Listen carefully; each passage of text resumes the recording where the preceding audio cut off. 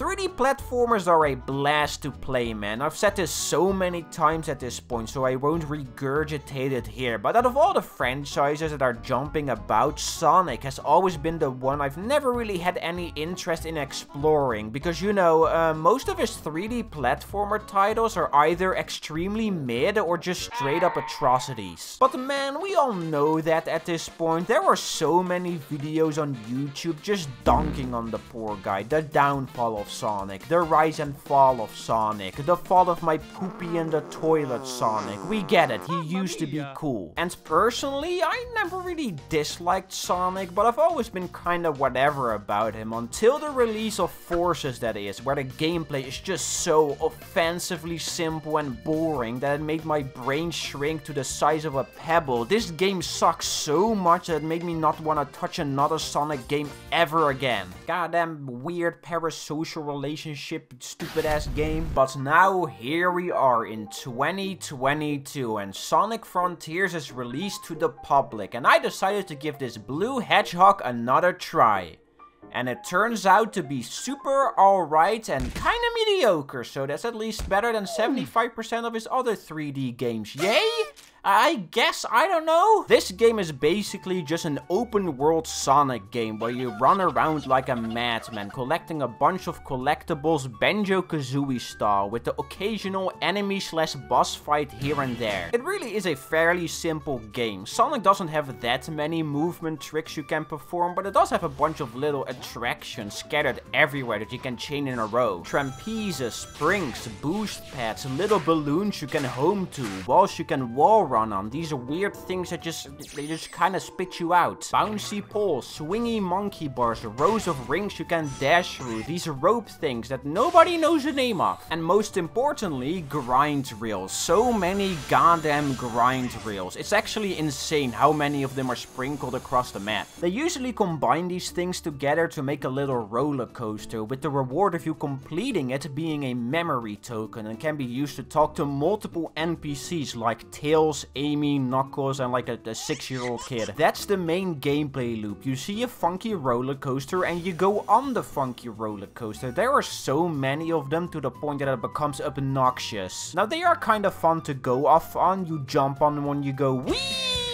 Get a token and go to the next one. But I'm going to be real with you for a second. At a certain point it just gets so repetitive. It also doesn't help that a lot of these roller coasters feel like they are just plopped down without any real thought or care. They just look so out of place and awkward. The whole game just has that vibe of we hired the guy that made that one Sonic demo in Unreal, and you know what I'm talking about. While you are looking around for these little roller coasters, you will also occasionally bump into one of these markers with a little puzzle attached to it. If you complete the corresponding puzzle, a piece of the minimap will be revealed, showing you more locations where you can find certain memory tokens and other collectibles. This is a formula that many games do, and it works well enough, even if it's kinda uninspiring, but the puzzles that are attached to it treat you like a toddler. I know that a lot of games usually have simple puzzles to break up the pacing of a game, but here it's stuff like turn around a pillar or hold the button for 7 seconds. It's lame as hell. Later on it gets a little bit more spicy, but you know what I mean, right? You also have about 10 or so of these big colossal sized bosses scattered throughout each of the maps with the world's most creative names like Tower, Squid, Spider, Ninja Shark, and my personal favorite, Red Pillar, which is just Tower but red. Like I said, really creative. If you decide to engage in fighting one of these bosses, you usually have to first expose an enemy weak point, which I think is the best part of the whole combat thingy-majiggy. But when it comes to the actual fighting, I mean, I'll give the game this, alright. It does look very flashy and ostentatious, but my problem is that the game basically just kinda plays itself. You have this skill tree with a bunch of combat abilities you can unlock, but all these abilities are simple button combos that make Sonic do a little animation that you have no control over. There are some exceptions like the side loop and the recovery smash, but besides that, there really really isn't that much to do here. Every ability basically does the same thing. You do have a parry move, but this is probably the worst implemented parry I've ever seen in a video game. You know, in like Elden Ring, you have to time it for it to be effective. Well, in Sonic Frontiers, you just hold the button and wait.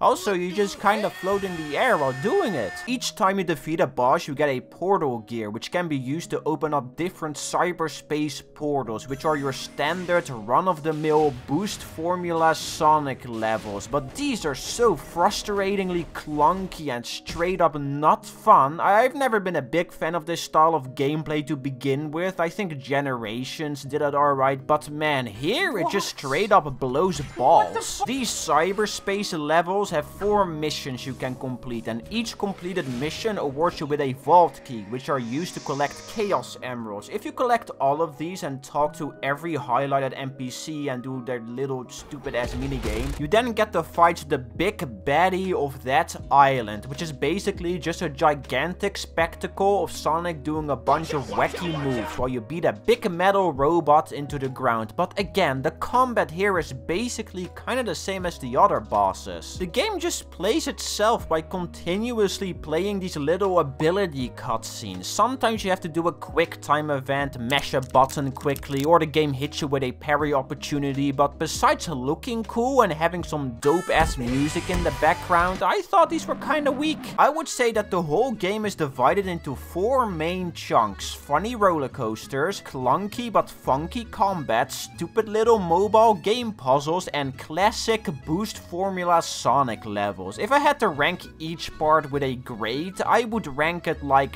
this. I don't think that this is an awful game or anything. It can be pretty fun at certain points, genuinely. But the whole experience is just kinda clunky. It generally detracts from it all. The worst offender of this, without a doubt, being the pop-in. You will see so many structures and platforms just pop into existence like God suddenly summoned it out of his ass cheeks, and it's distracting. Sometimes you will just see a platform flying in the sky and you will have no idea of how to get to it because the game just hasn't loaded in the other 50% of it. It's annoying. This game also brought back the amazing feature from Sonic 06 where your character just kind of flips around in the air for no reason.